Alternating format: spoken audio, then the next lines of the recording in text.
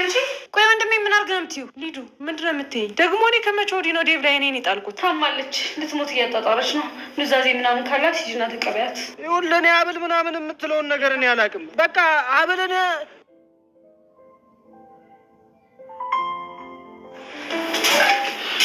አዴ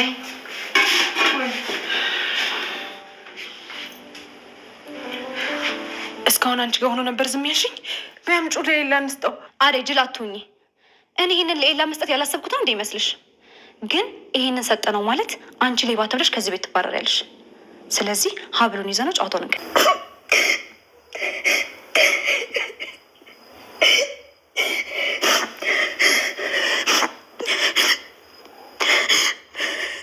አንተ ማስቸገር የጀመርኩት ያንተን ወደ እኔ ገር በጣም ማውራት ጀመርክ ሁለተኛ አልደርስብህም እንዳልደርስብህ እሺ አልደርስብሽ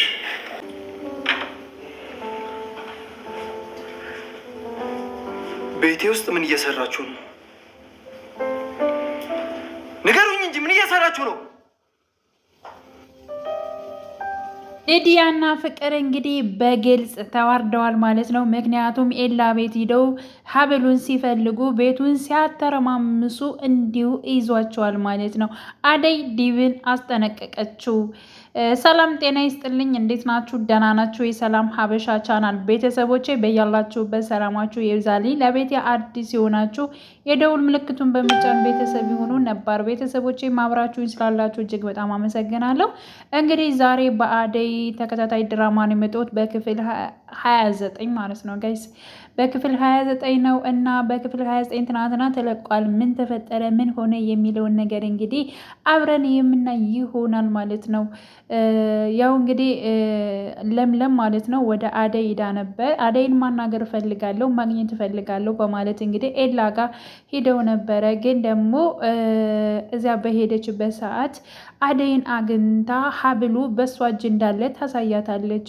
እና ለምንድነው እስካሁን በእጅሽ እንዳለ ያልነገርሽኝ እኔ እኮ ሊዲያና ፍቅር በጣም እያስቸገሩ ነው ስሬንም መስራት አልቻልኩም ስለዚህ አንጩ አሁን ሀብሉን ሌላ መስጠት አለብን በማለት እንግዲህ አደይ ለለምለም ትነግራታለች ማለት ነው ለምለም ደግሞ በፍጹም አይሆንም ይሄን ያደረገችው እኮ እሷ ነች ፍቅር ነች ስለዚህ አንቺ ከዚህ ስራ እንድትባረሪና ሌባ ተብለሽ አንቺ የኤላን ሀብል እንዳነሳሽው አድርገው ነው የሚቆጥሩት ስለዚህ ድራማውን እነሱ እንደጀመሩት እኛም እንቀጥልበታለን እና አሁን አንሰጠውም በማለት እንግዲህ ለአደይ ታስረዳታለች ማለት ነው እንግዲህ በባለፈው ፓርት ላይ ፍቅር ሀብሉ ከለምለም ጋር እንዳለ ሰምታለች ማለት ነው ከውጭ ሆኖ ሲያወሩ ሰምታለች ማለት ስለዚህ ለምለምና አደይ እየተጫወቱብን ነው ሊዲያ ስለዚህ የሆነ ነገር ማድረግ አለብን ሀብሉ በለምለም እጅ ነው ያለው ስለዚህ እሱን የግድ ማግኘት አለብን በማለት እንግዲህ ፍቅርና ሊዲያ ይመካከራሉ እሺ እንዴት ነው ማግኘት የምንችለው በማለት እንግዲህ መፍትሄ እየፈለጉ ነበር በእርግጠኝነት ከአደይ ጋር አታስቀምጠውም እሷ ምንም አይነት ኮተታም ነገር ነችና ከሷ ጋር አታስቀምጠውም ያችኛዋ በጣም ብልጥ ነች ስለዚህ ራሷ ይዘው ነው የሚሆነው ስለዚህ መፈለግ ያለብን ከኤላ ቤት ነው በማለት እንግዲህ ኤላ ቤት ሄደው ለመፈለግ ሐስበዋል ማለት ነው በተቃራኒው ደግሞ አደይ በጣም ዲብን እንዳስቸገረችውና በቃ ሁሉ ነገር የራሱን ነገሮች ወይንም ደግሞ ራሱ አፈቅርሻለሁ ወድሻለሁ የሚለውን በጣም የተሰቃየበትን በአደይ አስመስሎ አደይ በጣም እያስቸገረች ነው እዚህ ቤት መቀመጥ አልቻልኩም ወይሷ ወይኔ መውጣት አለብን ብሎኛል ብላ ሊዲያ ሄዳ ለአደይ ትነግራታለች ማለት ነው ከወንድሜ ላይ አንቺ ውርድ በይ ምንድነው የምትፈልጊው ወንድሜ በጣም ተሰቃይቷል ስለዚህ ከዚህ በኋላ እሱ ጋር ድርሽ እንድትይ አልፈልግም በማለት እንግዲህ እሺ ምን ብሎሽ ነው ብላ ስትጠይቃት በቃ አደይ እዚህ ቤት ልታስቀምጠኝ አልቻለችም ወይሷ ወይኔ መውጣት አለብን በማለት በጣም እንትን እያለኝ ነው ስለዚህ አርፈሽ ተቀመጪ በማለት እንግዲህ ትነግራታለች ሌላ ቃላቶችም ተናግራ ነበር እና አደይ እጅግ በጣም ነበር የተናደደችው ልክ ለሱም ማለት ነው ለዲብም የውሸት ቃላቶችን መረዘው ነበር ምክንያቱም ኤላ ቤት እንዳልሄድ እኮ አስጠነቀቀችኝ አደይ እንዲሁም በጣም ቀጥቅጣኛለሽ መታኛለሽ ፍቅር እኮ ባትመጣ ይሄኔ ገላይ ነበር ራሴን በጣም ነው የመታችኝ በጣም ማሞኛል በማለት እንግዲህ ለዲብ ትነግረዋለች ማለት ነው ዲብ ደግሞ ይሄን ነገር ዲብ ደግሞ እህቱ የነገረችውን ነገር አምኗል ማለት ነው። እንዴት እንዳመነ አላቅም። ምክንያቱም የሊዲያና የፍቅርን ስራ ያውቃል። በጣም ተንኮለኛ እንደሆኑ አደይም በጣም በርካታ ተንኮል ሰርተውባት ዝም እንዳለች እሱም ስለሚያውቅ ይህን ነገር መረዳት ነገር ነበረበት። ግን ደግሞ የእህቱ ያለችውንና ፍቅር ያለችውን ሰምቶ አደይ ጋር ሄዶ ጮሆባታል። የኔና ያንቺ ጉዳይ መቅረት ይቀራል እንጂ በእህቴ ላይ ግን እጅሽን አታነሽም፣ ስለዚህ አርፈሽ ትቀመጫለሽ በማለት እንግዲህ አደይ ጋር ጮሆባታል ማለት ነው። እና ምንድነው ችግሩ እንደዚህ ብለቱ ምንም ሊሰማትም አልቻለችም።